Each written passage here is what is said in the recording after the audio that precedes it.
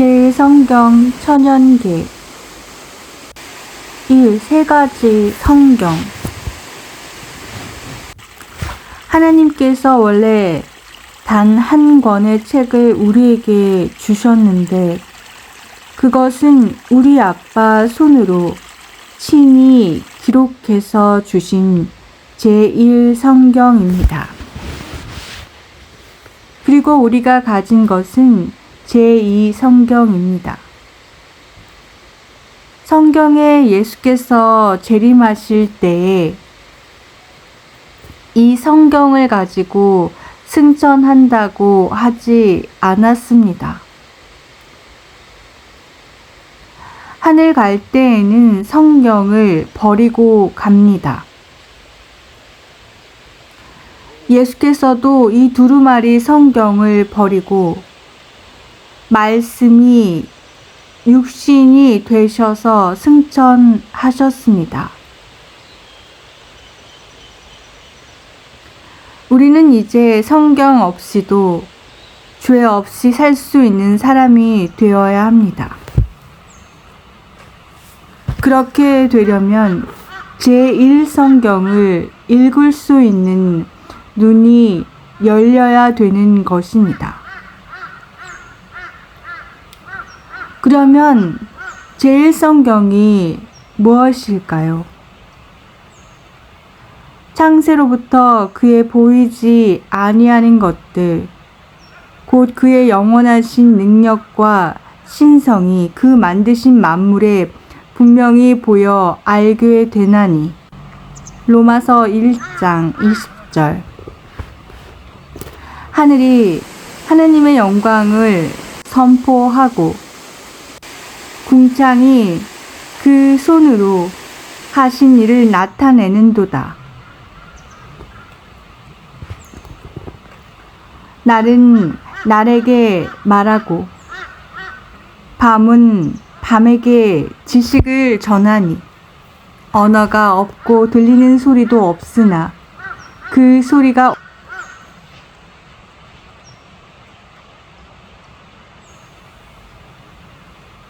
온 땅에 통하고 그 말씀이 세계 끝까지 이르도다. 시편 19장 1절에서 4절. 하늘이 하나님의 사랑을 외치고 궁창이 그 손으로 이루신 업적을 증거하고 날은 날에게 증거하고 밤은 밤에게 말을 하니 비록 들리는 말소리는 없지만 그 소리가 온 땅, 온 우주 끝까지 퍼진다는 말입니다. 하늘과 땅의 모든 천연계가 우리 아버지의 사랑을 외치고 있는데 그것이 제1성경입니다. 하나님께서는 원래 우리에게 에덴 동산에서 종이에 기록한 66권의 성경을 주신 적이 없으셨습니다.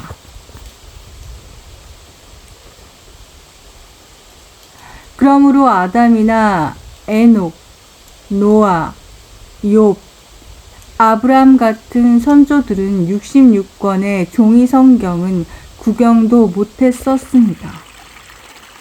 그러나 그들은 우리보다 더욱 하나님과 가깝게 친구가 되어 동행하면서 그분과 교제하며 그분의 말씀들을 순종하는 생애를 살았던 것입니다.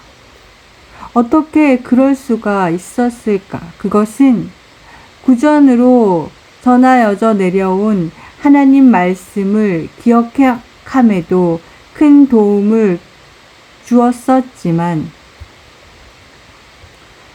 그러나 그보다는 읽는 성경보다 더 좋은, 더 나은 성경책을 읽고 보면서 하나님을 따랐기 때문에 그런 생애를 살 수 있게 되었던 것입니다. 현재 우리가 읽고 있는 66권 종이 성경은 타락한 인간이 자기의 불완전한 언어와 불완전한 표현으로 기록하였기 때문에 불완전한 성경책이 된 것입니다. 그래서 예수께서도 선지자를 통하여 말씀하시기를 주님께서는 퇴폐한 감각과 둔하고 세속적인 식별력을 가진 인간들로 당신의 말씀을 깨닫게 하기 위하여 타락한 인간의 불완전한 언어로 인간에게 말씀하신다. 이것은 우리가 식인종 나라에 가서 예수님을 전하려고 하면 유창한 영어나 한국말로 할 수 없고 그곳의 언어를 같이 사용해야만이 그들과 통하는 것입니다. 그러니 우리 아빠께서도 한국 사람에게는 한국말로 하셔야 하고 미국 사람들에게는 영어로 하셔야 합니다. 타락한 인간들의 퇴폐된 감각과 그 위치에 내려오셔서 만나주신다는 말입니다. 하늘에서 쓰는 우리의 말은 영어도 아니고 한국말도 아닌 하늘 방언으로 우주가 통일되어서 쓰는 말이 따로 있습니다. 그러나 그것을 쓰지 않으시고 불완전한 말로 내려오셔서 같이 말씀하시는 것입니다. 바로 여기에 하나님의 겸비하심이 나타난 것이다. 주님께서는 타락한 인류들이 현재 처해 있는 타락한 위치에서 만나셨다.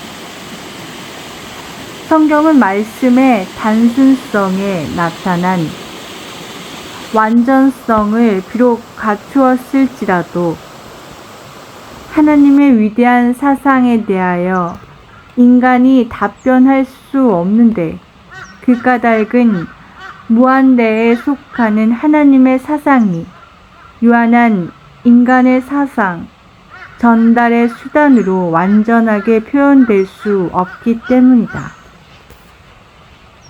무한대한 하늘의 하나님의 거룩한 사상과 대진리가 전부 이 성경에 기록되어야 할 텐데 유한한 인간의 머리와 서투른 손끝으로 기록하려 하니 도대체 1000만분의 1, 억만분의 1도 기록될 수 없는 것입니다.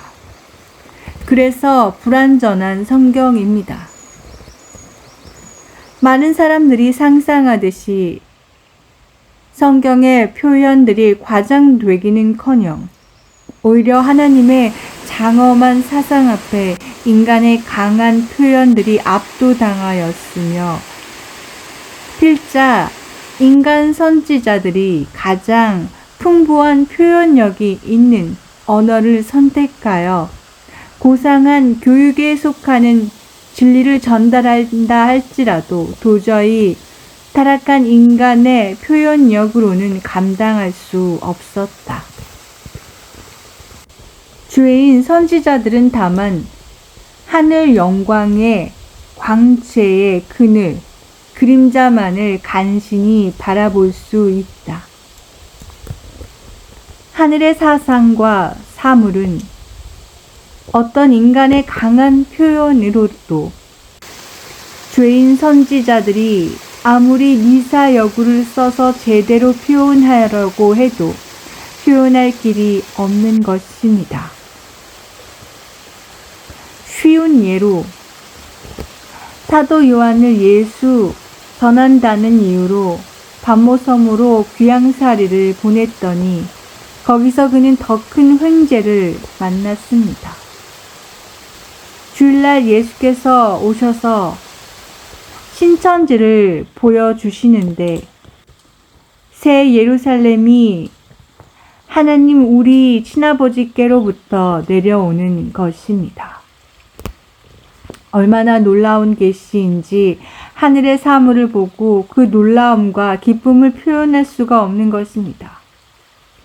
그래서 바다 건너 형제들에게 자기가 본 그대로 이 기쁜 소식을 전하려고 새 예루살렘이 하나님께로부터 하늘에서 내려오니 해놓고서 하늘과 땅을 아무리 둘러봐도 새 예루살렘을 묘사할 적당한 언어가 없는 것입니다. 빨리 전하고자 하는 마음은 간절한데 태양도 달도 꽃도 새 예루살렘에는 비할 것이 못 되는 것이었습니다. 그 이상은 도저히 기록할 수가 없어서 고민하다가 만물 가운데 가장 아름다운 것은 하나님의 아들, 딸이고 그 중에서도 여자, 그것도 결혼식 날 신부 모습이 가장 아름답다는 생각이 들어 내가 봄에 거룩한 성 새 예루살렘이 하나님께로부터 하늘에서 내려오니 그 예비한 것이 신부가 남편을 위하여 단장한 것 같더라.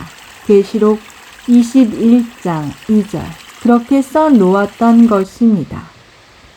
새 예루살렘이 신부만큼 아름답습니까? 이것이 오늘날 우리가 가진 종이에 쓴 매우 불완전한 66권의 성경책인 것입니다. 오늘날 세상 고등 비평가들이 성경은 과장되다고 하지만 과장되기는커녕 억만분의 1도 표현하지 못했습니다. 그러나 하나님께서는 당신의 손가락으로 친히 기록하여 주신 성경책이 있는데 그것은 66권 종이 성경이 나오기 전에 태초 맨 처음에 우리에게 첫 번째로 주셨던 제1성경, 천연계 성경이 바로 하나님께서 원래 우리에게 주신 제1성경책인 것입니다. 하나님께서는 원래 우리가 이 책을 읽고 이 책에 기록된 말씀대로 순종하여 행복되게 살도록 하신 것이 원래 하나님의 계획이셨습니다. 그래서 우리가 승천할 때에는 아버지의 손으로 친히 기록하신 제1성경을 우리에게 회복해서 주시는 것입니다. 그것을 하늘에 가서 회복하는 것이 아니라 이 땅에서 회복해야 됩니다. 그런데 하나님의 자녀들이 사단을 따라가 타락함으로 제1성경을 읽을 만한 눈과 감각이 마비되고 퇴화되므로 도저히 제1성경을 읽지 못하게 되어버리자 하나님께서 불쌍히 여기사 이제는 여기 기록한 것을 읽어보고 깨달으라고 두 번째로 주신 성경이 바로 오늘날 우리가 가지고 있는 제2성경 66권 책인 것입니다. 그러나 하나님의 자녀들이 너무 비참하게 타락하고 퇴화되어 제2성경조차도 깨닫지 못하고 있으니까 이제는 하나님께서 해석까지 해주시면서 읽어보고 깨달으라고 주신 것이 제3성경 대언의 영 계시록 19장 10절 예언의 신인 것입니다. 그런데 비참하게도 하나님의 자녀들은 그것까지도 깨닫지 못할 상태까지 되어버리니 이 마지막에 하나님께서는 친히 일어나셔서 가르쳐 주셔서 하늘로 데려가시겠다고 말씀하신 것입니다. 자, 주 여호와가 말하노라. 내가 친히 내 양의 목자가 되어 마지막 흐리고 캄캄한 날에 그 흩어진 모든 곳에서 그것들을 건져낼지라. 그리하여 내가 그것들을 만민 중에서 끌어내며 열방 중에서 모아 그 본토 천국으로 데리고 가리라. 에스겔 34장 15절 12절 13절 오, 이 얼마나 우리 아버지의 끈질긴 사랑이신가. 이 땅의 자녀들이 아무리 사단을 따라가 눈이 멀고 퇴화되어 감각이 마비될지라도 구원하사 데려가시려고 결심하시고 쫓아오시는 우리 아버지의 끈질긴 사랑 앞에는 꼼짝없이 구원을 받을 수밖에 없는 것입니다. 이 구름 타고 가는 신선들. 이제부터 나는 원래 우리 아버지께서 우리에게 주셨던 제일 성경책을 소개하려 합니다. 하늘로 승천할 하나님의 자녀들은 반드시 제1성경, 천연계 성경책을 모두 잘 읽을 수 있는 사람이 되어야만 하늘로 승천할 자격을 갖추는 하늘의 사람이 되는 것입니다. 왜냐하면 하늘에 가면 66권 글자 성경은 단 한 권도 없고 원래 우리 아버지께서 주셨던 천연계 성경책만 우주에 가득하기 때문입니다. 그러므로 하늘로 승천할 자들은 반드시 지금 이 땅에서 천연계 성경책을 능숙하게 읽을 수 있는 사람들이 되어야 합니다. 지금 이 땅에서 천연계 성경을 잘 읽을 수 있는 마음과 눈과 귀가 열린 사람들은 이미 승천 준비를 마친 자들인 것입니다. 그들은 아직 준비되지 못한 다른 동료들 때문에 이 땅 위에서 고생하며 머물러 있는 것이지 그들 자신은 벌써 승천 준비를 완료한 자들인 것입니다. 이런 사람들을 가리켜 신통한 사람, 도통한 도인, 곧 신선들이라고 하는 것입니다. 예로부터 이 신선들은 죽지 않고 구름 타고 승천한다고 말합니다. 그것은 사실입니다.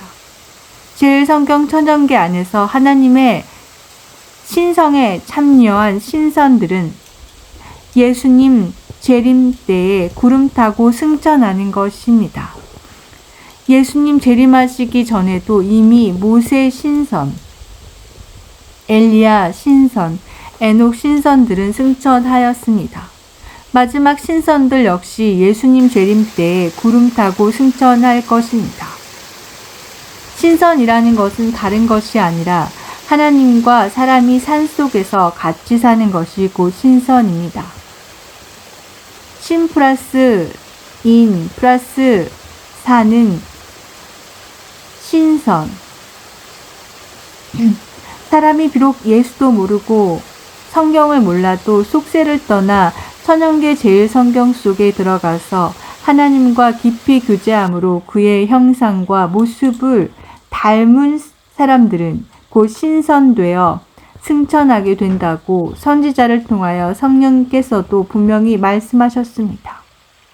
심판 때 그리스도께서 칭찬하실 자들은 신학이란 학문을 알지 못하는 이방인 가운데서 하나님을 모르고 섬긴 자들, 즉 인간의 도움을 통하여 한 번도 빛을 받지 못한 자들일지라도 오히려 멸망을 당하지 않을 것이다. 저들은 기록된 하나님의 율법, 성경책을 알지 못하였으나 자연을 통하여 저들에게 말씀하시는 하나님의 음성을 들었고 율법, 성경이 요구하는 일, 생애들을 행하였다. 저들의 행위, 생애는 성령께서 저들의 마음을 감화시킨 증거이며 저들은 하나님의 자녀로 인정을 받는다. 이런 사람들은 승천하여 생명 강가에서 예수님께 특별 보충 교육, 내가 너희를 제1성경, 천연계 성경을 통하여 가르쳐주고 변화시켜준 자니라는 보충 교육을 받게 될 것입니다. 3. 중국의 신선들. 성경책이 가장 늦게 들어간 나라 가운데 하나인 중국. 아니 성경책이 전혀 들어가기 전에 중국 신임 땅에서 이사야 49장 12절 승천할 자들이 많겠다고 이미 성경에는 하나님께서 미리 말씀해 놓으셨습니다. 그렇다면 성경도 들어가지 아니한 중국 신임 땅에서 누가 승천할 것인가? 하나님께서 첫 번째 주셨던 제1성경, 천연계 성경을 보고 하나님과 그의 사랑을 배우고 깨달아서 하나님의 형상을 닮은 신선들, 곧 성자들이 중국 신임 땅의 승천자들인 것입니다.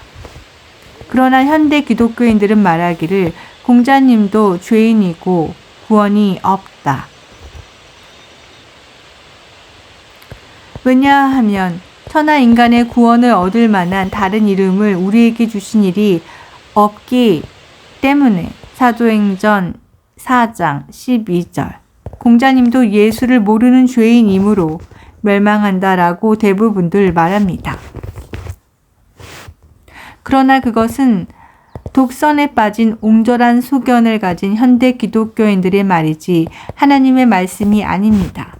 하나님께서는 율법 없는 성경도 예수도 모르는 이방인이 본성, 본 마음으로 율법의 일, 생애를 행할 때는 이 사람은 율법이 없어도 자기가 자기에게 율법이 되어 로마서 2장 14절 구원을 얻게 되느니라고 말씀하셨습니다.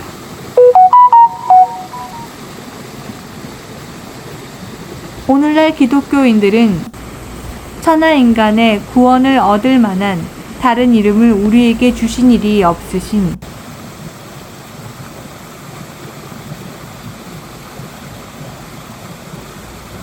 예수의 영이 그 공자님 위에 임하신 것은 꿈에도 알지 못할 것입니다.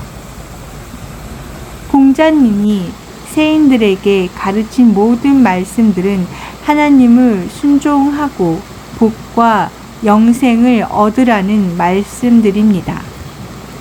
기록자는 속리산 속에 살고 있는데 속리산 입구에는 우리나라 예언서인 정감록이나 격암유록을 연구하다 속리산에서 세계를 구원할 도인이 나온다고 해서 그곳으로 이사와서 살고 있는 사람이 있습니다. 도인을 만나려고 처음 그곳에 왔던 그 조상이 도인을 만나지도 못하고 죽으면서 자손들에게 절대 이사 가지 말고 끝까지 살으라고 당부하여 지금도 상투를 튼 70노인이 도인을 기다리며 살고 있는 것입니다. 어느 날 아주 많은 지식을 가진 그 노인을 찾아가서 인사를 드린 후 어르신님, 도 깨달은 것이 있으시면 일러주십시오 했더니 처음에는 나야 시골에서 농사 짓는 사람이요 하면서 겸손하게 나왔습니다. 유도인들이 겸손한 것 같아도 뒤에는 태산 같은 교만이 있습니다. 그래서 그러시지 말고 일러주십시오 했더니 자기는 아는 것이 없다는 것이었습니다. 그래서 내가 먼저 말을 꺼냈습니다.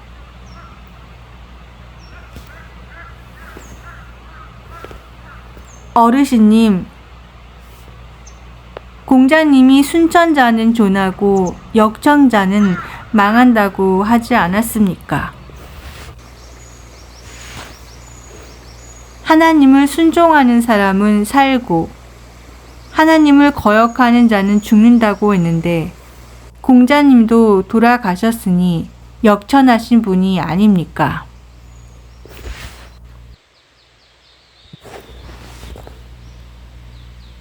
그러자 이 노인이 그게 아니고 공자님은 그 자기 자손 때에 와서 다시 태어날 것 같은데 하면서 공자님을 자식의 자식으로 내려놓아 자기 신을 모독하는 것입니다.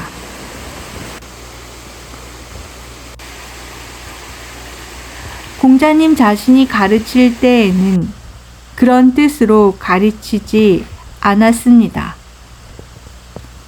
하나님을 순종하는 자는 죽어도 살겠고 하나님을 거역한 자는 영원히 죽으리라. 그는 부활의 도를 가르쳤던 것입니다. 그래서 어르신님, 제가 생각하기에는 이런 것 같습니다.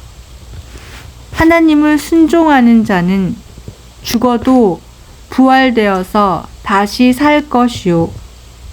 하나님을 거역한 자는 영원히 죽으리라. 이렇게 되는 줄 압니다. 라고 해석해 드렸더니 노인의 눈이 휘둥그레지는 것이었습니다.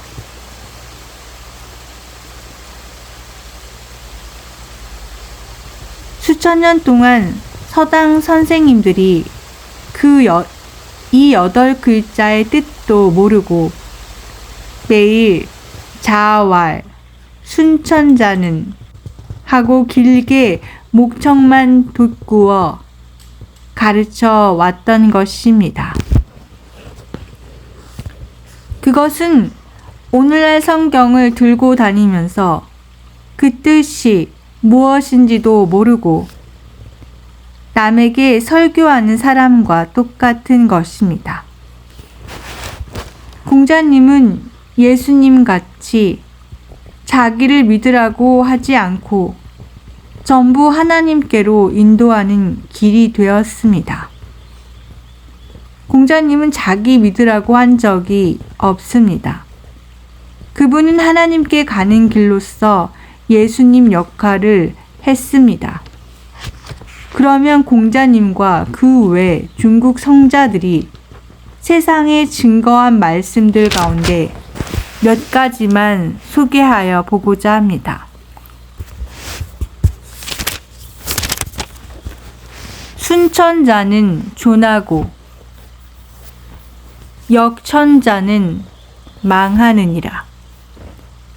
공자님이 증거하기를 하나님을 순종하는 사람은 영원히 살아남겠고 하나님을 거역하는 사람은 영원히 멸망하리라. 그러니 그대들은 하나님을 순종하여 영생하라. 이 말씀은 하나님을 꼭 순종하여 영생을 얻으라는 공자님의 진리의 말씀입니다. 인간사어라도 천정은 양뇌하고 암실기심이라도 신목은 여전이니라. 인간들이 귓속말로 속삭여도 하나님의 귀는 우레소리와 같이 들으시고 인간들이 어두운 밤 가운데서 양심을 속일지라도 하나님의 눈은 번개같이 보시느니라. 이것은 하나님의 선악간의 통찰하심과 명확한 심판을 증거한 말씀입니다. 종과 득과요 종두 득두니 천망이 회회하야 소위 불륜이라. 오이 심은 데는 오이를 거두게 되고 콩 심은 데는 콩을 거두게 되나니 사람이 자기 일생 동안 선악간에 무슨 말과 무슨 생에 곧 죄를 뿌리든지 을을 뿌리든지 뿌린 대로 심은 대로 심판을 받게 될 것인데 하늘의 심판 그물이 비록 넓은 것 같아도 한 인간도 빠져나가지 못하고 모두 다 심판을 받게 되리라. 그러니 그대들은 의와 선을 뿌리는 자가 되라는 말씀입니다. 자왈 위선자는 천보지복하고 위불선자는 천보지의환이라.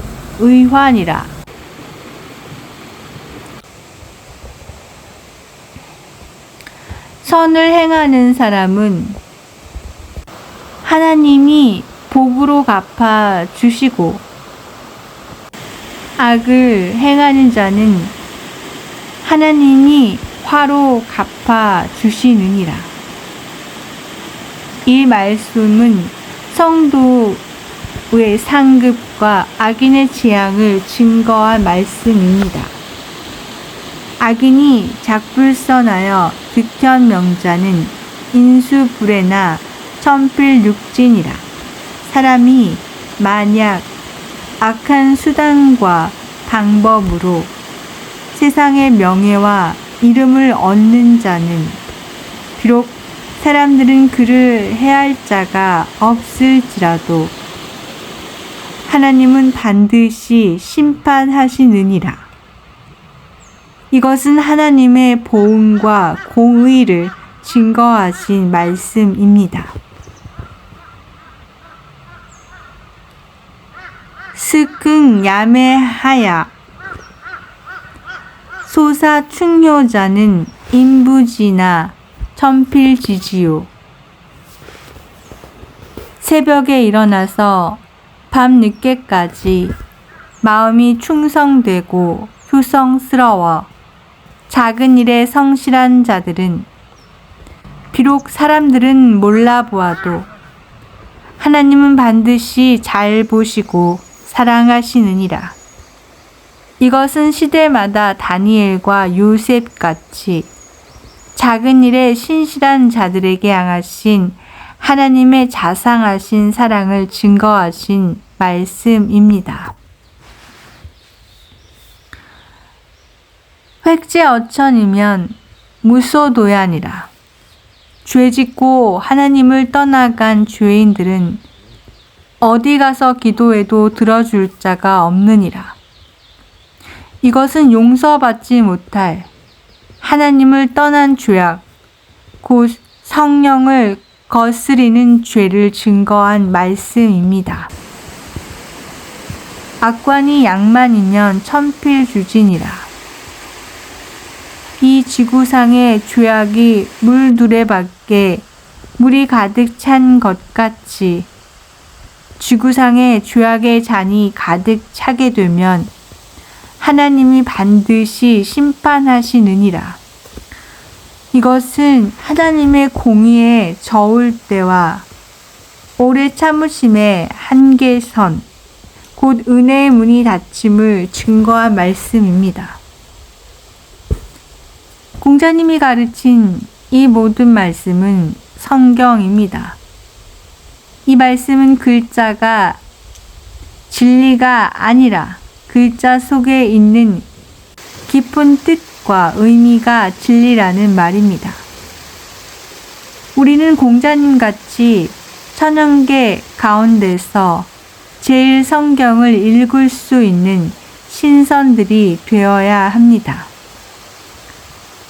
이상의 놀라운 하늘의 대진리들은 중국에서 살던 인간 공자나 어느 죄인들이 한 말이 아닙니다. 어떻게 이 신비한 하나님의 영생과 축복과 공의와 심판의 깊고 오묘한 하늘의 대진리들을 인간 공자나 중국 어느 죄인 성자들이 10번 죽었다가 부활한들 이러한 신비한 대진리들을 어떻게 말할 수가 있겠습니까?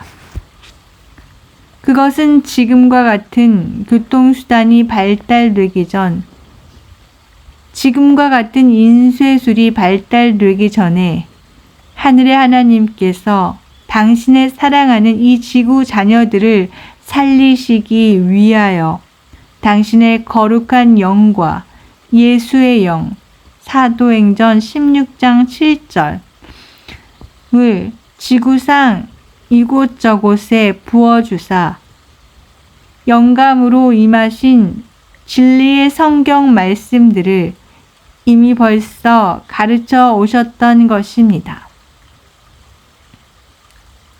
특별히 중국은 이 지구상에서 하나님의 자녀들이 가장 많이 사는 곳인데 어떻게 하나님께서 그 자녀들을 66권의 성경책이 나올 때까지 수천 년 동안 다 죽도록 내버려 두실 수가 있단 말입니까?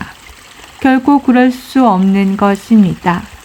하나님께서는 예수 이름과 66권의 성경책이 나오기 이미 오래전 옛적부터 예수의 영을 사도행전 16장 7절 당신의 자녀들이 가장 많이 살고 있는 신임 땅 이사야 49장 12절 중국의 여러 성자들에게 부어주사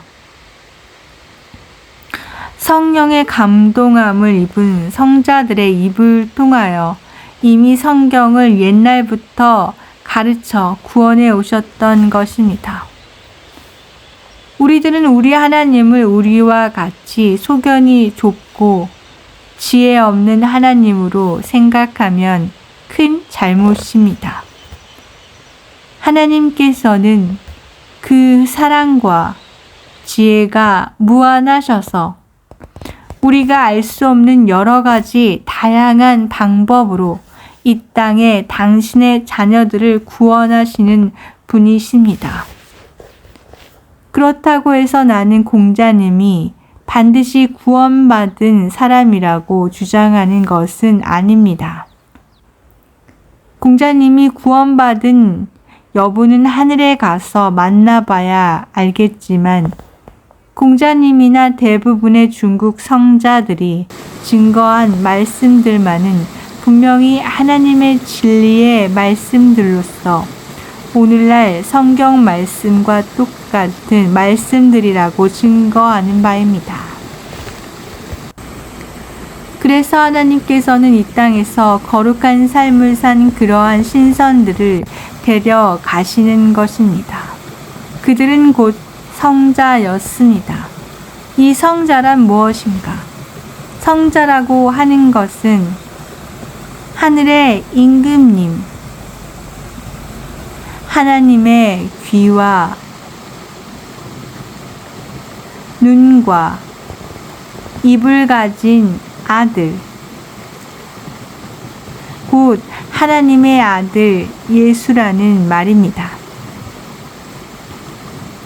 하나님처럼 거룩한 것만 듣고 거룩한 것만 보고 거룩한 것만 말하는 아들이 바로 성자이며 곧 예수입니다. 그 외로도 중국이나 세계 각처에 이름 없이 거룩하게 살다간 각 시대의 많은 이방인들이 승천하게 될 줄로 아는데 우리 집에는 내가 가장 사랑하고 아끼는 그림 한 장이 제 방에 걸려 있습니다. 그 그림은 옛날 중국 깊은 산골, 벽계수가 흐르는 깊은 심신 산골에 속세를 떠나서 거룩하게 사는 두 친구가 자기 식구들을 데리고 두 가정이 아래 윗집으로 살고 있었습니다. 그런데 하루는 아랫집 친구가 흐르는 벽계수에 소 물을 먹이고 있는데 위에 사는 친구가 벽계수 맑은 물에 자기 귀를 자꾸 닦아내면서 중얼거리고 있는 것이 아닌가. 그래서 소물을 먹이고 있던 친구가 하도 이상하여 위에 있는 친구에게 소리쳐 물었습니다. 여보게, 왜 그러나? 위에 친구가 대답하였습니다. 자네, 오늘 왜 그리 중얼거리면서 귀를 닦아내고 있는가? 여보게, 말도 말게. 글쎄, 저 속세 사람들, 나라의 대신들이 찾아와서 나보고 나라의 왕이 되어달라네. 그러니 내 귀가 그런 더러운 소리를 들었으니 내가 이 맑은 물에 내 더러운 귀를 계속 닦아내고 있다네. 이 소리를 듣던 소물을 먹이던 아래 친구가 자기 소의 고삐를 잡아 낚아채면서 하는 말, 예끼 이 사람아, 자네 그 더러운 귀 닦은 물을 우리 소가 먹을까 두렵네 하면서 소까지도 그 물을 못 먹게 잡아챘다는 실화의 이야기가 담긴 그림입니다. 이 얼마나 거룩한 사람들입니까? 과연 거룩한 사람의 거룩한 친구로서 마음과 도가 통하는 신선끼리 살았던 것입니다. 오늘날 속되고 이기심과 탐심이 가득한 기독교들로서는 그 신선들의 앉았던 자리도 감히 앉을 수 없는 노릇입니다. 이런 사람들을 일컬어 승천할 성도들이라고 하는 것입니다.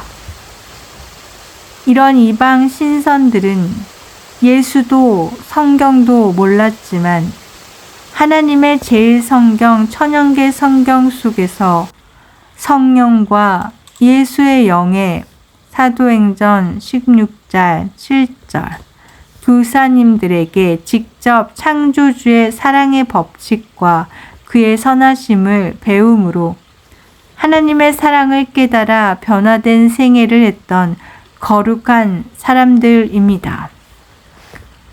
이런 사람을 예수께서 재림시에 데려가신다고 말씀하셨습니다. 율법 없는 이방인이 본성으로 율법의 일을 행할 때는 이 사람은 율법이 없어도 자기가 자기 양심에게 율법이 되어 구원받게 되는 것입니다.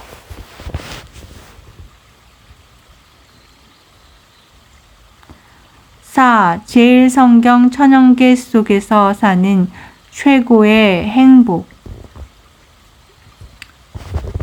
실로 천연계는 위대한 교과서, 하나님의 책임으로 우리는 이 제일성경 책을 제2성경과 연락시켜서 다른 사람들에게 하나님의 성품, 사랑을 가르치는 일과 이른 양을 하나님의 우리로 인도하는 일에 사용하여야 한다. 하나님이 지으신 만물, 제일성경을 연구할 때 성령께서는 마음의 오묘한 이치를 깨닫게 하신다. 이러한 깨달음은 이른바 논리적 추리, 학자들의 이론적인 지식으로 얻어지는 깨달음과는 다른 것이다. 우리의 마음이 하나님 말씀에 숭고하고 신령한 진리가 마음에 깊이 감명될 것이다. 천연계에서 취한 이 공과들 가운데는 이 공과를 가장 가치 있게 만드는 단순성과 순결성이 있다. 모든 승천할 사람은 이 원천 제일성경에서 나오는 교훈을 받아야 한다. 천연계의 미는 그 자체에 있어서 심령을 죄와 세속적 매력에서 떠나서 죄와 상관없이 순결과 화평과 하나님에게로 돌아가도록 인도한다. 한편 연구자들의 마음은 너무도 흔히 사람들의 이론과 억측과 거짓으로 칭하는 과학과 철학만으로 가득 차 있다. 저들 연구자들은 천연계 제일성경과 밀접히 접촉할 필요가 있다. 저들로 하여금 창조와 그리스도교에는 오직 한 분이신 하나님만이 계심을 가르쳐 줄 것이요. 천연계와 영계와의 사이에 있는 조화를 보도록 가르쳐 줄 필요가 있다. 그들의 눈으로 보고 손으로 만지는 모든 것은 품성의 형성에 필요한 공과로 삼게 할 것이다. 그렇게 함으로 정신의 힘은 강하여지고 품성은 개발되며 온 생애는 고상하게 된다. 하나님께서는 안식일을 창조력의 기념으로서 사람에게 주셨는 바, 그것은 저희로 하여금 하나님을 그의 손으로 지으신 만물을 통해서 찾아 만나게 하기 위함이었다. 사실상 안식일은 우리에게 조물주께서 지으신 만물, 제1성경 중에서 조물주의 영광, 사랑을 발견하라고 말한다. 그리고 예수께서 당신의 귀중한 교훈을 천연계의 미와 결합시키신 것도 역시 그가 우리로 그렇게 하나님을 만나게 하기를 원하신 까닭이다. 우리는 이 성의 안식일에는 어느 날보다도 천연계 제1성경 가운데 기록된 신성한 사명에 관하여 배우지 않으면 안 된다.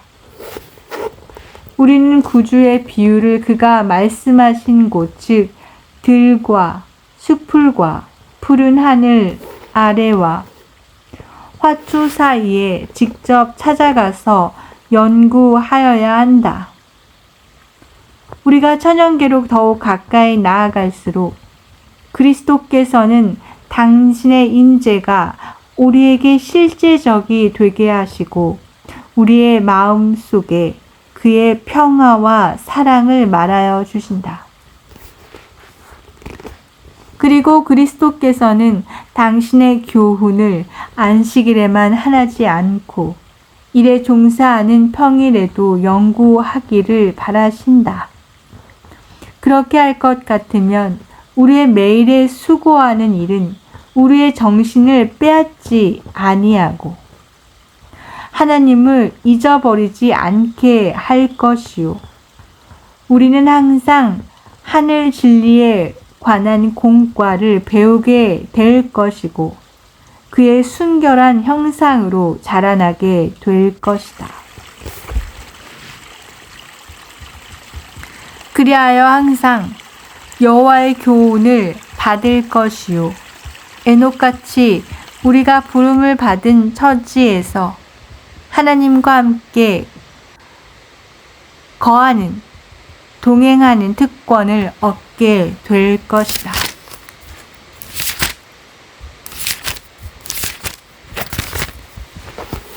천연계 제1성경과 계시, 제2성경은 둘 다 하나님의 사랑을 증거한다. 하늘에 계신 우리 아버지는 생명과 지혜와 기쁨의 근원이시다. 천연계의 기이하고 미묘한 것들을 보라. 온 땅을 비추는 일광, 태양과 적시는 우로, 비, 이슬, 산과 바다와 들, 이 모든 것은 조물주 하나님의 사랑을 우리에게 말하고 있다.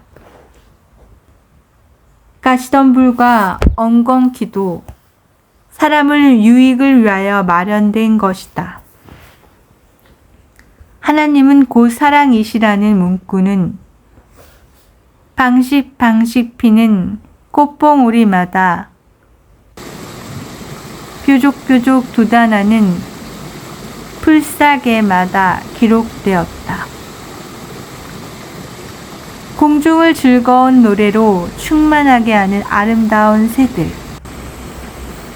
향기를 풍기는 미묘하고 고운 꽃들, 잎이 청청하게 무성한 숲풀의 교목들, 이 모든 것은 우리 하나님의 인정 있고 자부적인 돌보심과 그 자녀를 행복되게 해주시려는 그의 욕망을 증거하는 것이다.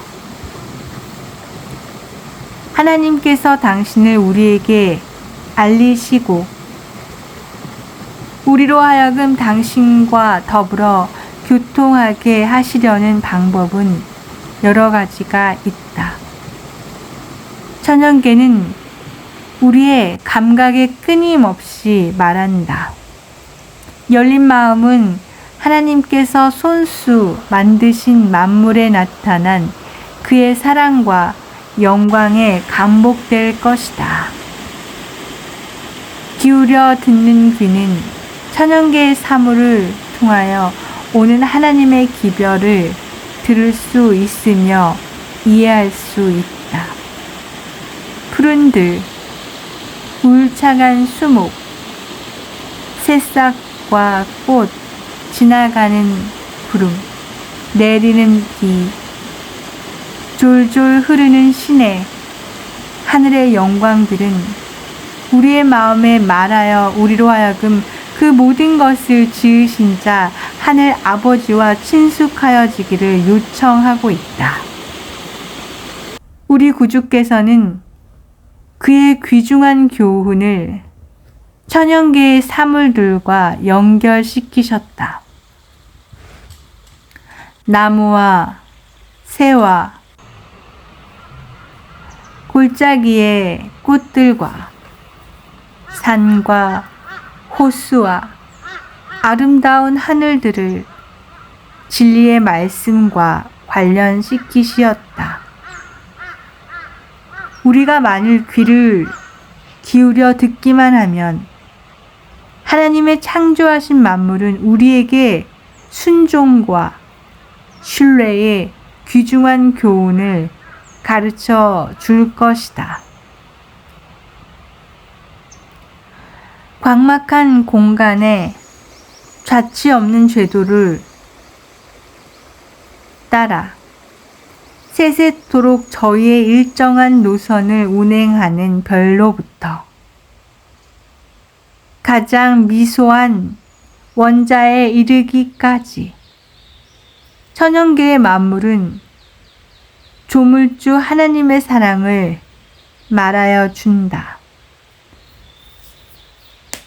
사랑하는 독자 형제들이여, 과연 지금까지의 하나님의 말씀과 같이 태양과 달과 구름과 비와 이슬, 바다와 산, 푸른 들, 광야와 나무와 새와 꽃들, 심지어 가시나무들까지도 그들에게 하나님의 사랑을 말하여 주던가요? 그리고 하늘과 땅과 바다, 산과 나무, 풀잎과 꽃잎에 하나님은 사랑이시라는 문구가 기록된 것이 보여 읽을 수 있던가요? 거짓말 안 하시는 하나님과 성령께서 분명히 말씀하시기를 모든 천연계들이 우리에게 말들을 해주고 사랑의 문구들이 기록되어 있다고 말씀하셨으니 우리의 귀는 그들의 이야기 소리를 분명히 들어야겠고 그 사랑의 글씨들은 분명히 읽을 수 있어야만 하겠습니다. 그것이 지극히 정상인 것입니다. 그러나 유감스럽게도 우리 귀에는 아무리 기울여 들어보아도 천연계들의 이야기 소리는 들리지도 않고 사랑의 글씨들은 전혀 보이질 않는 것입니다. 아무리 눈을 씻고 보아도 산은 산이고 바다는 바다이고 꽃은 꽃일 뿐 아무 소리도 들리지 않고 아무 글씨도 쉬어있지 않는 것입니다. 바로 이것이 신령한 세계와 속세간을 구분하는 한계선이요. 바로 이것이 신성의 참여자와 미참여자의 다른 점인 것입니다. 만물과의 대화가 통한다는 것은 하나님의 신성과 사람의 인성이 하나가 되었다는 증거로서 이런 사람을 일컬어서 도통한 도인이라고 하는 것입니다. 하나님께서는 천지 만물과 대화를 하고 계십니다. 그러나 우리는 그런 대화를 할 수가 없습니다. 그러나 우리도 할 수 있는 방법이 한 가지가 있는데 그것은 만물과 대화를 하시는 하나님께서 우리 마음 안에 오셔서 실제로 임재하시면 우리도 천연계 만물과 대화를 하게 되고 천연계에 기록된 글씨들을 유창하게 읽을 수가 있는 것입니다. 이것이 도통의 경지, 성화의 경지라고 말하는 것입니다. 그러나 세인들, 특히나 타락한 종교인들이 누가 이 신비하고 거룩한 경지를 알 수 있으랴. 그러나 어린아이같이 단순하고 순진한 마음으로 이 책의 말씀들을 받아들이는 하나님의 택한 자녀들은 능히 이 경지에 도달하게 될 것입니다. 왜냐하면 하나님의 섭리의 계획이 바로 우리를 그 경지로 끌어올리시려는 데 목적이 있으시기 때문입니다. 성경 하나님 말씀은 패하지 못하나니 하나님의 말씀을 받은 사람들을 신이라 하셨느니라. 요한복음 10장 35절. 내가 너희에게 이른 말이 영이라. 요한복음 6장 63절. 하나님께서는 천연계의 갖가지 아름다움을 통하여 인간으로 하여금 새 세상과 그 영광을 향하게 하는 교훈들을 배우도록 계획하셨다.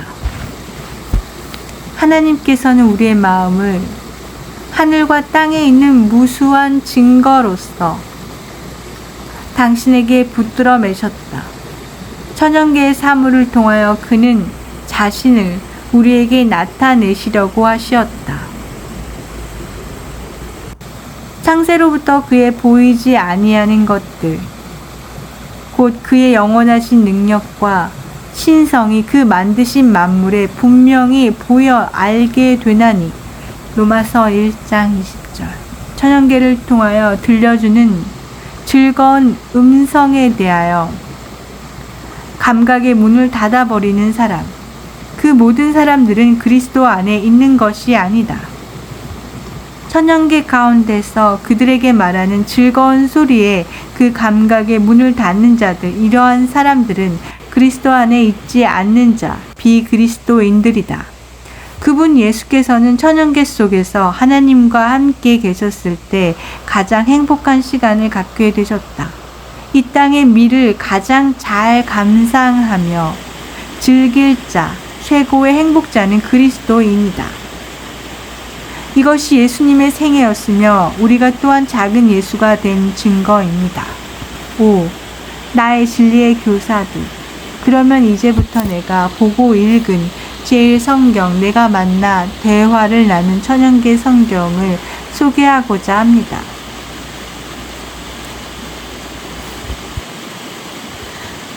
태양, 산이나 들이나 바다나 육지나 평지나 계곡이나 똑같이 골고루 따뜻하게 사랑의 포근한 빛을 내려 비춰주는 태양은 온 세계의 악인이나 의인이나 모두를 똑같이 사랑하시는 편에 없으신 하나님의 사랑을 말해줍니다.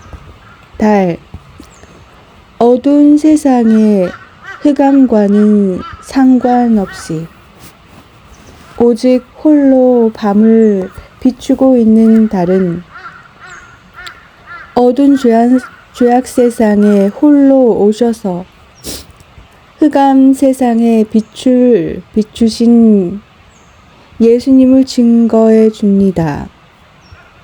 동시에 그를 따르는 이 땅의 자녀들이 또한 어두운 죄악 세상에서 죄와 상관없는 생애로 이 세상을 다시 비출 것을 바라보게 됩니다.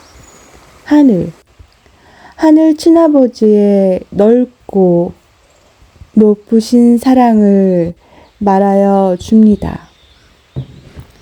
그리고 그 끝없이 넓고 높은 하늘을 마음껏 춤을 추며 날아다니는 새들을 바라볼 땐 하늘 친아버지 품에 돌아온 이 땅의 창자들이 넓고 높으신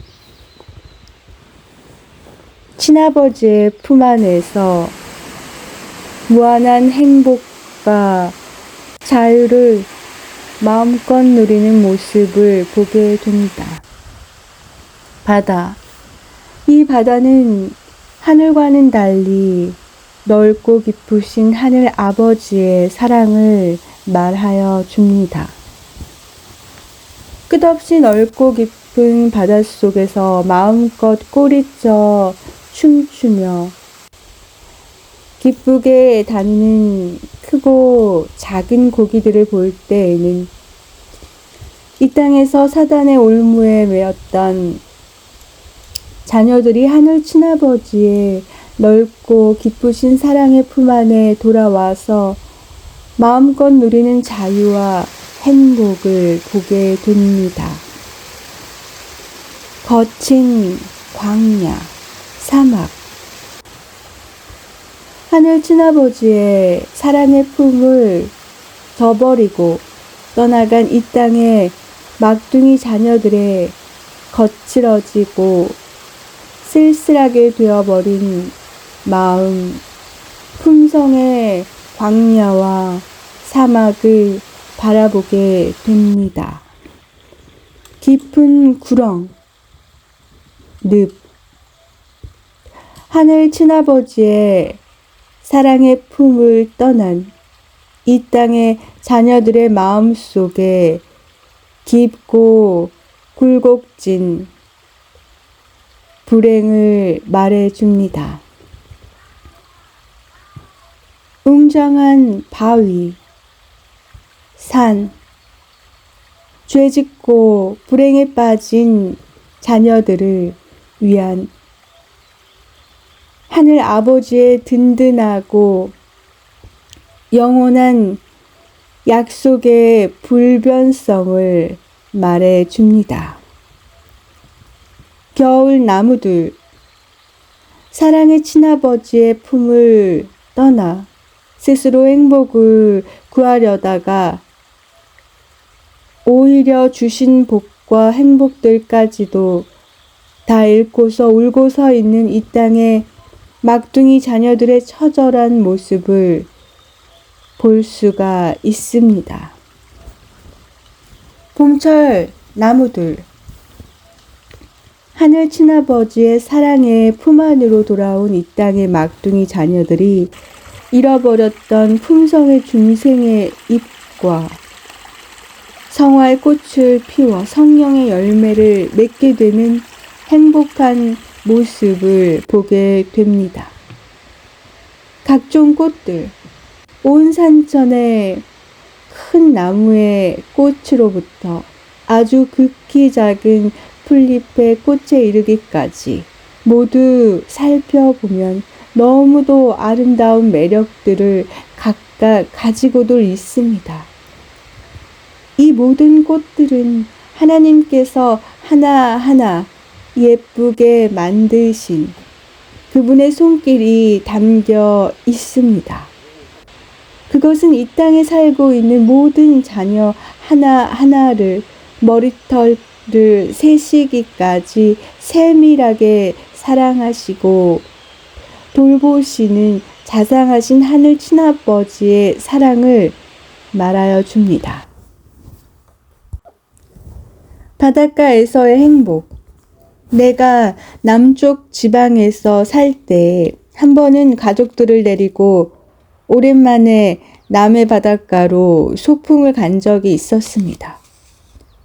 나는 자녀들과 배드민턴도 같이 치고 수영도 하고 즐기다가 혼자 바닷가 산 위, 바다 위에 올라가서 하늘과 바다를 바라다 보는 중에 하나님의 사랑이 너무 밀려와서 많은 눈물을 오래도록 흘리다가 집으로 돌아왔습니다.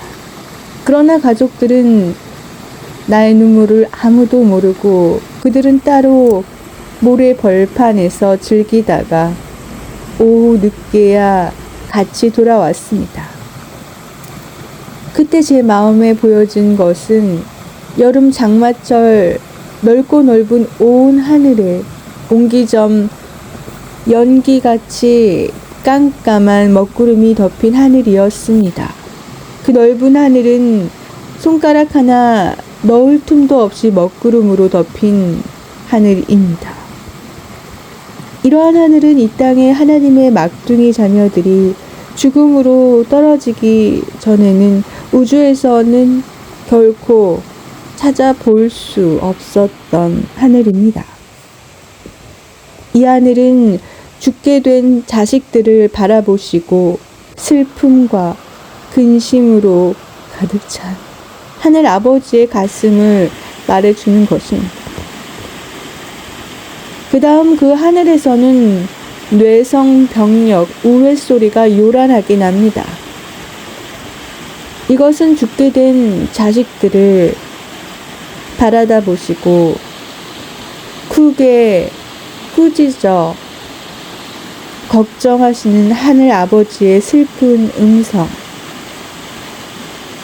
이 자식아, 아빠 말을 안 듣고 내가 어쩌다가 이렇게 됐단 말이냐. 슬피 탄식하면서 외치시는 아버지의 음성을 말해줍니다. 이런 걱정 소리 뇌성은 이 땅의 막둥이 자녀들이 죽음으로 타락하기 전에는 결코 하늘에서 들을 수 없었던 소리입니다. 그 다음 크게 꾸짖는 걱정 소리가 나던 하늘에서는 곧이어 큰 눈물방울이 함석 차양에 뚝뚝 큰 소리를 내며 떨어집니다. 그리고는 북받치는 눈물이 걷잡을 수 없어 마구 쏟아집니다. 이 눈물 소나기는 죽게 된 이 땅의 막둥이 자식들을 바라다 보시고 한없이 흘리신 하늘 아버지와 예수님의 구속의 눈물을 말해주는 것입니다. 이 눈물은 이 땅의 막둥이 자녀들이 죽음으로 타락하기 전에는 결코 하늘에서 찾아볼 수 없었던 눈물입니다. 그 다음 눈물의 소나기 바로 후에는 언제 하늘에서 소나기와 먹구름이 가득 끼었더냐는 듯이 그 넓은 하늘에 가득하던 검은 먹구름들은 간데 온데 없이 다 사라지고 맑고 파란 하늘에서 다시 따뜻한 태양빛만 전보다 더욱 환하게 힘있게 비춰줍니다. 이것은 이 땅의 죄인들 막둥이 자녀들이 저지른 먹구름 같은 죄악, 곧 악과 과실과 죄를 깨끗이 다 용서해 주시고 다시 쏟아주시는 하늘 친아버지의 강한 사랑을 말해줍니다. 그리고 아까 내린 소나기로 말미암아 온 세상이 시들어 말라타 죽어가던 산천초목이 다시 소생하여 일어나는 것은 한없이 흘리신 하늘 아버지와 예수님의 구속의 눈물로 내려주신 성령의 생수로 말미암아 온 세상에 성령의 생수가 없어 메말라 다 죽어가던 갈급한 영혼들이 하나님의 구속의 눈물로 내려주신 성령의 생수로 말미암아 다시 소생되어 살아나는 모습을 말하여 주는 것입니다. 그리고 아까 내린 소나기로 인하여 말랐던 시내와 강바닥에 다시 넘쳐 흐르는 생수는 성령의 생수가 없이 말라버렸던 마음의 시내와 심령의 강바닥에 성령의 생수의 강. 요한복음 7장 38절이 다시 넘쳐 흐르게 되는 것을 말해줍니다. 저는 시냇가에 심은 나무가 시절을 쫓아 과실을 맺으며 그 잎사귀가 마르지 아니함 같으니 그 행사가 다 형통하리로다. 시편 1장 3절. 이리하여 죄인들이 하늘 아버지의 구속의 눈물로 내려주신 성령의 생수로 말미암아 중생 성화의 열매 갈라디아서 5장 22절 23절이 넘치게 달림으로 천국길에 만사형통하여 들어가게 되는 것입니다. 이 모든 사실들을 바닷가 산 위 바위에 앉은 나에게 나의 개인 교사 되신 성령께서 모두 가르쳐 주실 때 나 불효자식은 나 때문에 그토록 하늘 아버지의 넓은 가슴에 슬픔과 근심으로 괴롭게 해드렸고 그 아버지의 눈에서 한없이 눈물을 흘리도록 해드렸다는 생각을 할 때 나는 얼마나 울었는지 모릅니다. 그리고는 모든 죄를 다시 다 청산해 주시고 전보다 더 강하게 사랑을 쏟아주시는 친아버지 사랑과 그 사랑으로 넘치는 구원의 행복을 받게 하신 사실 앞에 다시 감사의 눈물을 흘리게 되었습니다. 산에서의 행복. 이번에는 산속에 들어갔을 때의 경험 한 토막을 이야기하려 합니다. 나는 가정에서 내가 특별히 가족들을 돌볼 일이 없는 한 하루의 절반 이상을 천연계와 같이 제일 성경 속에서 새 하나님과 함께 지내는 것이 나의 생활이요. 나의 최대의 행복된 생활입니다. 나의 행복을 세상은 결코 알지 못할 것입니다. 우리가 천연계로 더욱 가까이 나아갈수록 하나님과 그리스도께서는 당신의 임재가 우리에게 실제적이 되게 하시고 우리의 마음속에 그의 평화와 사랑을 말하여 주신다. 그러면 이제부터 산에서 누리는 나의 행복한 날들 중 하루를 소개해 보려 합니다. 내가 남쪽 지방에서 살 때에 하루는 나의 습관대로 산속에 들어갔습니다. 그리고 하나님을 찬양하기를 약 1시간 40분가량 하고 있을 때였습니다. 갑자기 나의 찬양 소리는 그쳐졌습니다. 왜냐하면 앞산과 옆산, 온 산에 있는 나무들이 나를 향하여 기쁨과 환희가 넘치는 모습으로 자기들의 예쁜 손을 들어 기쁘게 흔들어 주면서 이구동성으로 모두들 나에게 말을 했기 때문입니다. 무엇이라 하는가 들어보았더니 일제히들 하는 말, 하나님은 사랑이에요. 하나님은 사랑이에요. 계속 나에게 말해주는 것입니다. 그래서 나도 내 손을 사방 산에 있는 모든 친구들에게 흔들어 답례를 해주면서 그래 하나님은 사랑이야. 하나님은 사랑이야 하면서 나도 말해주었습니다. 답례를 하던 손을 내리고 다시 산 위 사방을 쳐다보면 그들은 여전히 나를 모두들 집중하여 보면서 여전히 기쁜 미소를 지으며 열렬히 손을 흔들어 주는 것이 아닌가. 그래서 나 역시 행복하여 다시 예쁜 친구들에게 기쁨의 답례로 계속 손을 흔들어 주었습니다. 이렇게 천연계 친구들과 행복한 시간을 지날 때에는 어떻게 시간이 빨리 지나가는지 옛사람의 말이 생각납니다. 신선 노름의 도끼자루 썩는 줄 모른다는 말같이 벌써 내 시계는 하루의 절반이 가버린 것입니다. 그런데 나는 이곳에서 결코 내려가기 싫었습니다. 그러나 산 아래 내 작은 집에서 사랑하는 내 아내와 자녀들이 점심상을 차려놓고 아빠 오시면 같이 먹자고 옹기종기 모여 앉아 나를 기다리고 있을 것을 생각하니 내려가지 않을 수가 없었습니다.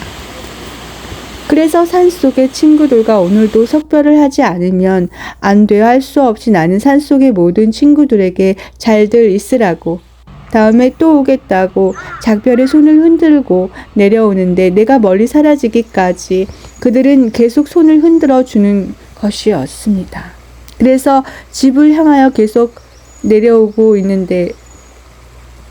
내려오던 중 길목에서 어느 예쁜 아가씨가 나를 꼭 붙잡는 것이었습니다. 쳐다보니 찔레나무 아가씨가 예쁜 찔레 꽃무늬 소매팔을 벌려 미소하면서 내 앞을 가로막고 더 이상 가지 못하게 붙잡는 것이 아닌가.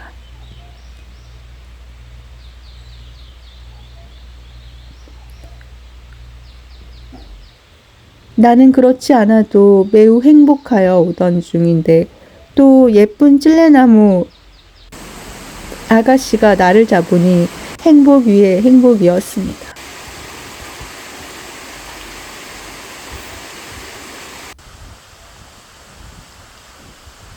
찔레나무 아가씨가 말하기를 주인님, 오랜만입니다. 저와 잠깐 이야기를 나누고 가 주시지 않으시겠어요? 하면서 아양을 떱니다. 그래서 무엇을 말하려는가 했더니 자기의 전 생애를 나에게 소개해 주는데 바로 고린도전서 13장의 생애가 된 자기 생애를 무언의 설교로 잠깐 동안 말해주는 것이 아닌가. 이때 깜짝 놀란 나는 이 찔레나무 아가씨 생애 앞에 얼마나 큰 감명을 받고 내 자신이 부끄러웠는지 나는 그 자리에서 그에게 무릎을 꿇고 나의 부끄러운 품성과 생애를 고백하고 싶은 심정을 느꼈습니다. 찔레나무야말로 하나님의 말씀 고린도전서 13장이 생애가 되고 생애가 말씀이 된, 즉 말씀이 육신이 된 친구입니다. 요한복음 1장 14절. 찔레나무는 어린이나 아이나 낫으로 자기 팔을 마구 치든지 꺾든지 어떻게 하더라도 그 아픔을 꼭 참을 줄 아는 언제나 오래 참는 사랑을 소유한 자입니다. 사랑은 오래 참고 고린도전서 13장 4절.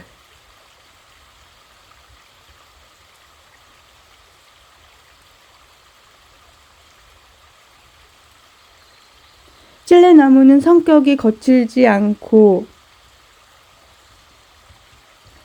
언제나 부드럽고 온유한 자입니다.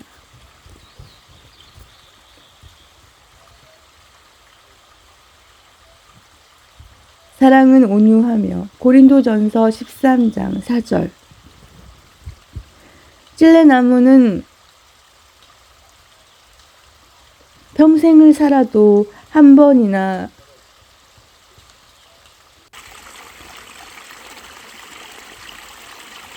남을 시기하거나 질투하는 법이 없습니다. 사랑은 투기 시기하는 자가 되지 아니하며 고린도전서 13장 4절. 찔레나무는 평생을 살아도 자기를 내세워 자랑하거나 또한 내로라고 교만하게 거드름 피우는 것을 볼 수가 없습니다. 사랑은 자랑하지 아니하며 교만하지 아니하며 고린도전서 13장 4절. 찔레나무는 평생을 살아도 남에게 무례한 행동을 하지 않고 언제나 예의가 바릅니다. 사랑은 무례 행치 아니하며 고린도전서 13장 4절 5절. 찔레나무는 평생을 살아도 자신의 유익을 구하는 것을 볼 수가 없습니다. 오히려 소나 양, 염소, 그리고 소년들에게 자기의 마시는 잎과 가지들을 기쁨으로 나눠주며 벌과 나비들에게는 자기의 꿀과 꽃가루를 아낌없이 나누어 주면서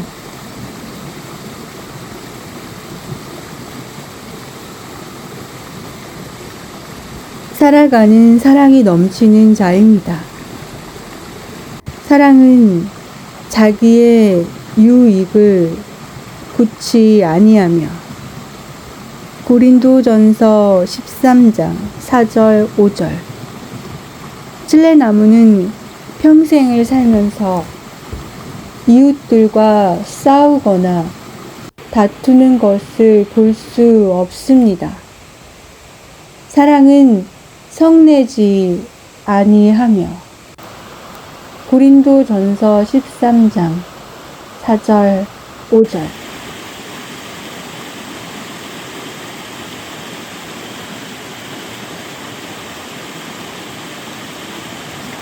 찔레나무는 평생을 사는 동안 단 한순간도 악한 생각이나 불결한 생각 같은 것은 결코 품지 아니합니다. 그의 생각들은 모두가 순결하고 거룩한 것들 뿐입니다. 사랑은 악한 것을 생각지 아니합니다. 고린도전서 13장 4절 5절 찔레나무는 평생을 살아도 죄의 악과 불의 같은 것은 단어조차도 모르고 의롭게만 살아가면서 오직 하나님의 진리만을 따라서 중생의 잎과 성화의 꽃을 피워 성령의 열매를 주렁주렁 맺는 아름다운 생애를 삽니다. 사랑은 불의를 기뻐하지 아니하며 진리와 함께 기뻐하고 고린도전서 13장 4절 6절 찔레나무는 산속에 그토록 냄새나는 나무와 썩는 낙엽들이 많이 있지만 그들의 약점과 단점에 대하여 단 한 번도 흉을 보거나 비난하는 법을 볼 수가 없습니다. 오히려 그들의 단점과 흠점을 자기 향내나는 꽃소매와 옷으로 가리워 덮어줍니다. 사랑은 모든 것을 감싸주며 찔레나무는 심술궂고 잔인한 찬소리와 눈보라 폭풍이 몰려와서 자기를 심히 핍박하고 쳐서 낙과 낙엽지게 하여 자기 옷을 다 벗겨버린 후 혹독한 매를 쳐대도 아무 말도 없이 그 모든 핍박과 모욕을 참아냅니다. 그리고 그는 사랑의 하나님께서 다음에 새 봄에 더 좋은 새 옷을 다시 입혀주시고 사랑의 따뜻한 팔로 안아서 위로해 주실 것을 믿고 바라면서 조금도 핍박자를 대적하거나 불평하지 않고 모든 것을 바라면서 겨울 학대자의 혹독한 핍박을 조용히 인내로써 참아냅니다. 사랑은 모든 것을 참으며 모든 것을 믿으며 모든 것을 바라며 모든 것을 견디느니라. 고린도전서 13장 4절 7절. 나는 이 찔레나무가 상냥하게 말해주는 생애의 설교 앞에서 부끄러운 마음을 감추지 못하고 이렇게 말했습니다. 찔레나무야, 정말 너의 생애야말로 훌륭하구나. 그리고 나는 내 앞에 서기도 매우 부끄럽구나. 나는 내 주인이 되어 내 생애를 따라가려면 어림도 없으니 정말 나는 너를 보기도 부끄럽구나. 연거푸 그에게 고백하였습니다. 나는 이토록 나에게 자기의 아름다운 생애로 대진리를 설교해 준 그에게 어떻게 고마움과 감사의 답례를 해야 할지 몰라서 이렇게 물었습니다. 찔레나무야, 내가 너무 고마워 그냥 갈 수가 없는데 너에게 무엇을 선물로 주고 갈까 하니, 주인님, 저는 아무것도 원하는 것이나 갖고 싶은 것이 없어요. 다만 제가 소원하는 것은 주인님께서 어서 속히 하늘 아빠와 예수님을 꼭 닮는 것뿐이에요. 라고 대답합니다. 아니야. 그래도 나는 내가 너무 고마워서 그냥 갈 수가 없구나. 나는 문득 생각이 났습니다. 하나 있어. 내 아름다운 생애를 찬양해주는 좋은 노래 하나를 선물로 불러주고 갈게 하니 그가 심히 좋아하면서 해달라고 합니다. 그래서 나는 그의 생애를 찬양하고 축하하는 의미에서 고린도전서 13장의 노래를 기쁘게 불러주었습니다.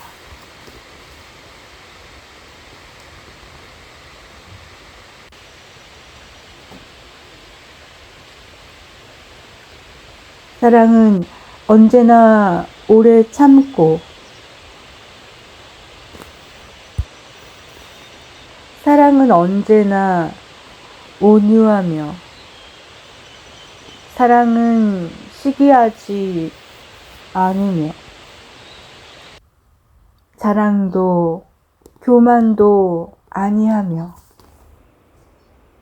사랑은 무례히 행치 않고, 자기의 유익을 굳지 않고, 사랑은 성내지 아니하며 진리와 함께 기뻐하네. 사랑은 모든 것 감싸주고 바라고 믿고 참아내며,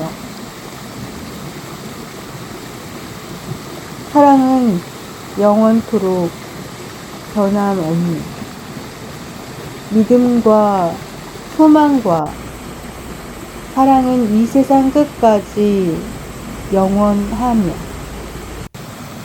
믿음과 소망과 사랑 중에 그 중에 제일은 사랑이라. 그 중에 제일은 사랑이라. 나는 찔레나무와 손 흔들어 작별하고 다시 내려오기 시작하였습니다. 그런데 얼마쯤 내려오는데 갑자기 양쪽 길 옆에서 박수 소리가 나므로 양쪽을 쳐다보았더니 양쪽 길가에 늘어서 있는 소나무와 오리목 나무들이 하나님의 친아들이 지나가신다고 기뻐서 치는 환호의 박수 소리들이었습니다. 피조물에 고대하는 바는 하나님의 아들들에 나타나는 것이니 로마서 8장 19절. 너희는 기쁨으로 나아가며 산들과 작은 산들 모든 나무가 손바닥을 칠 것이라. 이사야 55장 12절. 이 나무들의 말에 의하면 수많은 세월 동안 거짓 하나님의 아들들이 세상에 나타나서 하나님은 무섭고 심판하시는 이시라고 하는 거짓 가르침에 너무도 속이 상하고 슬퍼서 어쩔 줄을 몰랐었는데, 이제 하나님의 참사랑을 세상에 시원하게 가르치는 하나님의 신하들이 나타나셨다고 기뻐서들 박수를 치는 것이랍니다. 나는 담례로 손을 흔들어 주면서 여러분 얼마나 오랫동안 애타게 기다렸습니까? 그 오랜 세월 동안 여러분은 그래도 지치지도 아니하고 참 끈질긴 인내로서 잘들 참아왔습니다. 이제 나 하나님의 신하들이 나타난 이상 우리 하늘 친아버지의 누명을 여러분의 마음이 시원하게 온 세상과 온 우주 앞에서 완전히 벗겨드릴 것입니다. 여러분 안심하십시오. 그리고 기뻐하십시오. 하면서 그들의 환호에 손 흔들어 담례하면서 집으로 내려왔습니다. 이날은 너무도 기쁘고 행복한 날이었습니다. 피조물이 다 이제까지 함께 탄식하며 함께 고통하는 것을 우리가 아나니 피조물에 고대하는 바는 하나님의 아들들에 나타나는 것이니 로마서 8장 22절 19절 8. 여행 중의 행복.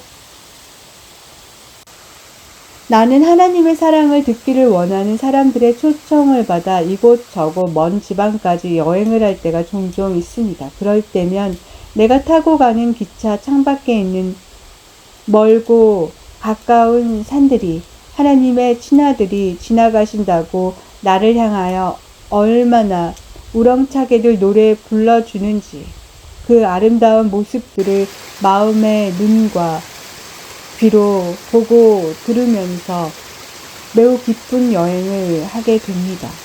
너희는 기쁨으로 나아가며 산들과 작은 산들이 너희 앞에서 노래를 바라리니 이것이 여호와의 명예가 되며 표징이 되리라. 이사야 55장 12절 13절. 그런가 하면 내가 지나가는 기찻길을 따라 멀고 가까운 곳에 서 있는 나무들의 기쁜 합창 소리와 그들의 손 흔들어주는 모습들은 나의 마음을 무한히 행복하게 해줍니다. 줄지어 늘어서서 환영하는 버드나물 합창 소리와 소나무들의 합창 소리와 그 외 여러 종류 나무들의 노랫소리를 들으면서 여행의 영광을 누리게 됩니다. 기차가 역마다 점거하게 되면 어떤 역에서는 내가 앉아 있는 창 밖에 아기 개나리와 붓나무와 사철나무 꼬마들이 나란히 서 있다가 먼저 본 개나리가 기뻐 미소하며 손을 흔듭니다. 그러나 붓나무와 사철나무가 다른 곳을 보고 멍청이 서 있으면 손 흔들던 개나리가 그들의 옆구리를 쿡 찌르면서 저기 하나님의 신하들이 가신다고 말해줍니다. 그러면 한눈 팔던 사철나무와 붓나무가 일제히 나를 바라보고 모두 함께 기뻐서 손을 흔듭니다. 내가 탄 기차가 멀리 사라질 때까지 예쁜 손들을 계속 흔들어 줍니다.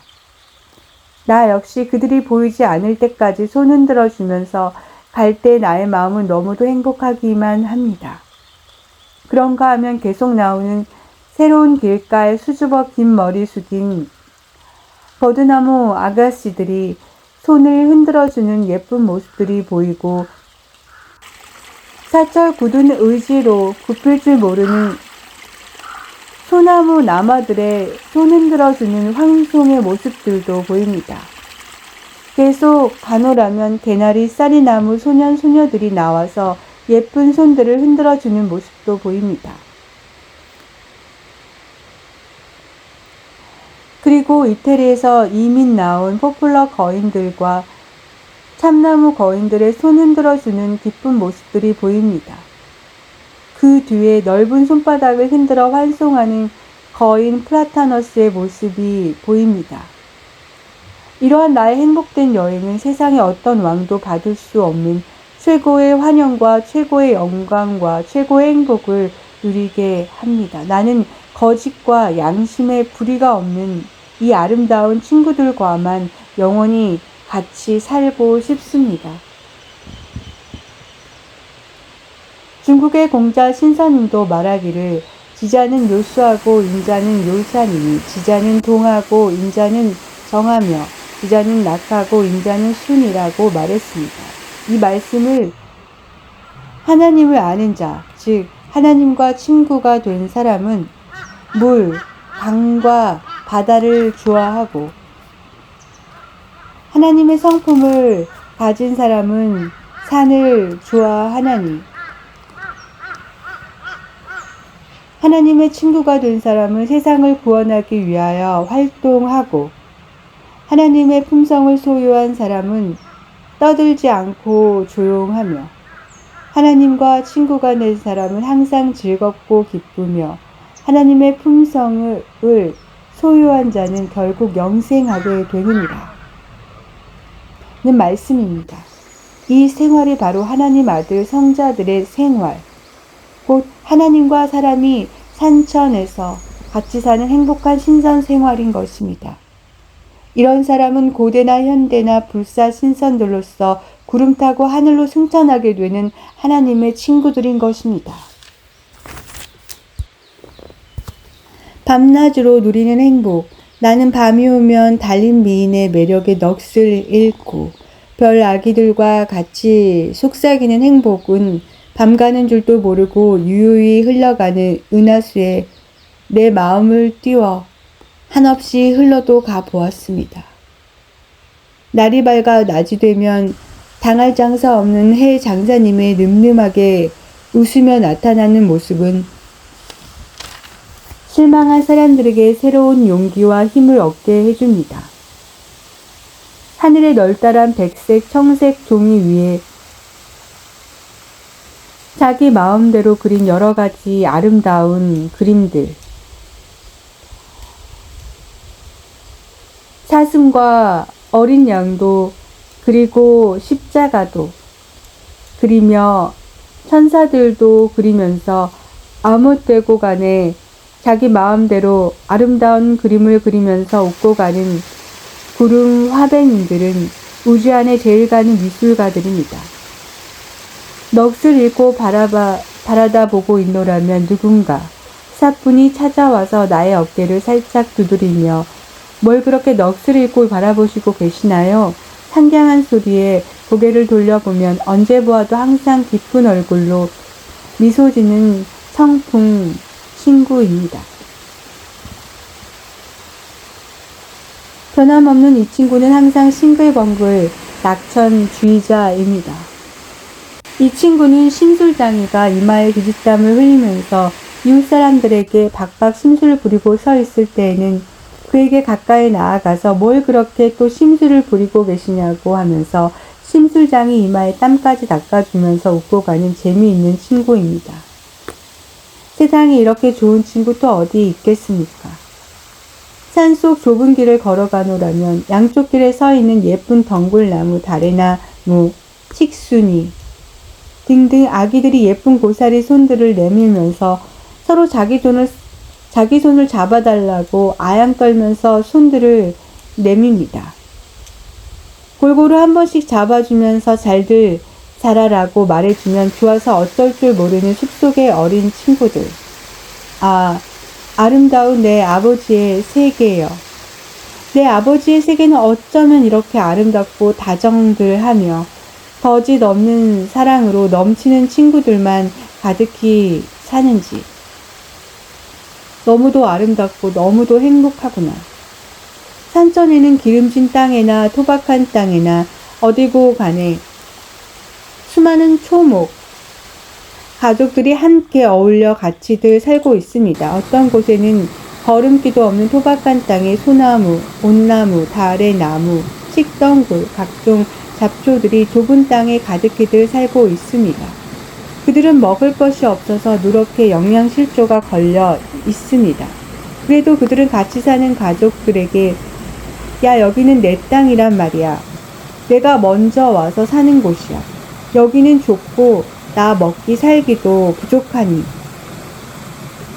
너는 내 땅에서 물러가란 말이야 하면서 싸우는 모습은 단 한 번도 보지 못했습니다. 그들은 비록 먹을 것이 없는 궁핍한 땅이라서 얼굴들이 모두 누렇게 영양실조들이 걸려 있으면서도 서로 사랑하며 서로 위해주며 한 줌의 음식이라도 서로 나눠 먹고 서로 어깨 동무하며 정답게도 살아갑니다. 그리고는 지나가는 사람들에게는 어깨 동무를 한 채로 기쁜 얼굴로 손들을 흔들어 줍니다. 이 얼마나 아름답고 고운 천사들의 마음씨인가. 사람들은 기름진 땅에서 항상 배불리 먹고 마시면서 온갖 쾌락을 다 누리면서도 서로 다투기를 내 땅이 좁다. 너는 물러가라.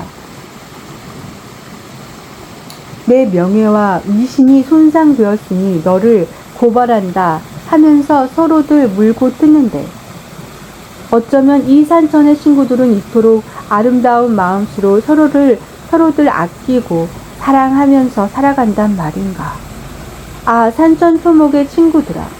정녕 하나님께서는 너희들에게 저 하늘 새 땅 신천지에서 영원한 행복과 영생을 후히 넘치게 주시리라.